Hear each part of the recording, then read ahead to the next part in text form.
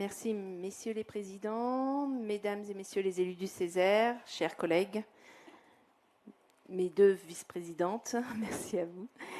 L'accès à la santé est un sujet qui nous concerne toutes et tous, et c'est pourquoi je suis heureuse d'intervenir sur ce dossier aujourd'hui qui œuvre dans la continuité du combat permanent que nous menons depuis plusieurs années maintenant. Un combat afin d'offrir à nos concitoyennes et concitoyens le droit aux soins à tous les moments de la vie et partout sur le territoire. Je salue également donc mes collègues à la tribune, Magali et Sylvie, qui travaillent chaque jour dans l'exercice de leur mandat pour rendre cela possible. Un droit à la santé, c'est plus que jamais d'actualité. Près de 5 ans après la crise du Covid, les soins sont et restent une urgence considérable pour notre pays. Malheureusement, les décisions ne vont nationalement pas dans le bon sens et je m'en désole chaque jour. Que dire des fermetures de nombreuses usines destinées à produire le matériel nécessaire pour la protection et les soins, ou bien encore produire des médicaments? Je pense bien sûr aux menaces de fermeture de Sanofi, ainsi qu'à la fermeture de la seule usine de masques en Bretagne, là où il y a quelques années seulement, le gouvernement s'émouvait de découvrir notre forte dépendance à des filières hors l'Union européenne, sur des éléments aussi essentiels que les composants du paracétamol et, bien sûr, les masques. Non satisfaits d'aggraver le prochain désastre sanitaire, ce sont des milliers d'emplois qui disparaissent dans les territoires, couplés à des baisses de subventions, des subventions au secteur sur ces mêmes territoires. Cela illustre, s'il le fallait encore, que la course au profit laisse derrière elle nombre de nos concitoyens et concitoyennes mourir sur le bord de la route. Le PLFSS, parlons-en, puisque la plupart des intervenantes et intervenants du secteur de la santé dénoncent un texte sans aucune ambition, avec seulement des économies à court terme, au détriment de l'accès aux soins. En clair, un texte considéré comme uniquement un plan d'économie. Un plan dont les conséquences sont plus que visibles et bien sûr désastreuses. N'oublions pas la sécurité sociale, alors que nous allons fêter ses 80 ans. Cette conquête sociale enviée par tant de pays, quand on voit que le reste à charge pour le patient est de plus en plus important et transféré sur des organismes complémentaires onéreux et sélectifs.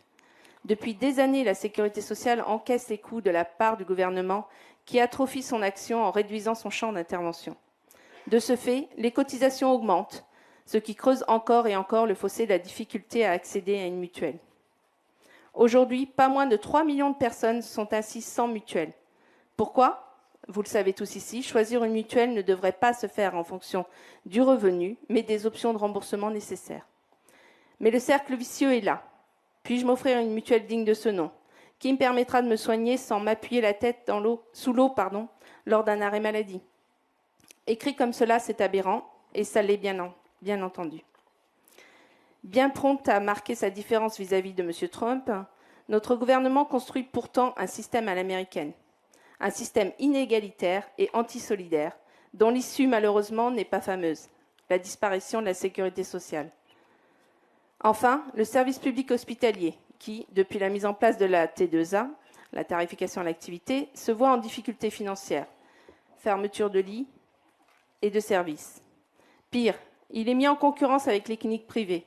La souffrance de nos personnels soignants qui, pendant la période Covid, étaient applaudis, est désormais oubliée par toutes et tous, et ce, malgré les nombreuses démissions et arrêts de travail pour le burn-out. Je ne vous dépeins pas un tableau très joyeux de notre système de santé, mais vous le savez tous. Alors, aujourd'hui, quelles sont les possibilités ? La concertation est sans doute une première étape essentielle afin de recueillir les difficultés et les avancements possibles sur le territoire avec des professionnels du secteur qui font chaque jour face aux défis sanitaires présents et futurs. Établir les besoins de proximité, je répète, et non au seul diktat des industries et du profit, serait une deuxième bonne étape.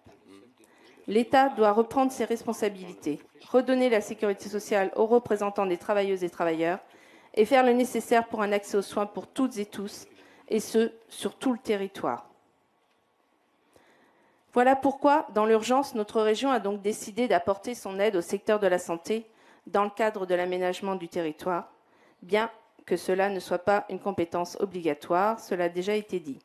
Aujourd'hui, la preuve est là. 133 maisons de santé pluriprofessionnelles sur le territoire régional, 25 centres de santé, le renforcement des infirmiers et infirmières en pratique avancée, le soutien au dispositif médecins solidaires, le cofinancement de postes d'animateurs et d'animatrices des contrats locaux de santé, le développement des formations sanitaires et sociales, etc., etc.